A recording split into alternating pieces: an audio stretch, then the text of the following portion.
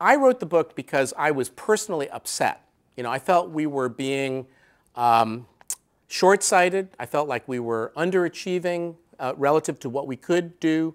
We had sunk into a kind of pre-1957 Sputnik complacency.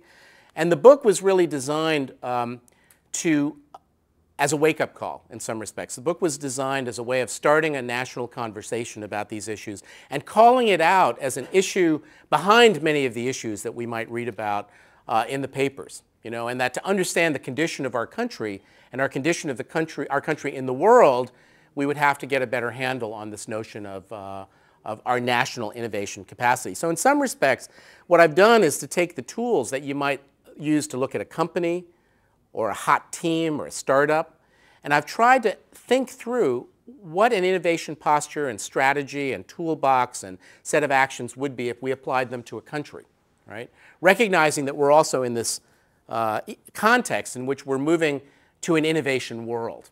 But I'd like us to be an innovation nation, and I'll just close by saying that I have a very particular definition of an innovation nation. So to me, innovation in general is not just about coming up with new stuff. It's about it's about the capability of continuously realizing a desired future state. So in other words, it's not just about new things for the sake of newness. It's about newness as applied to a purpose that leads to the ability to accomplish transformation, to go somewhere we really want to go.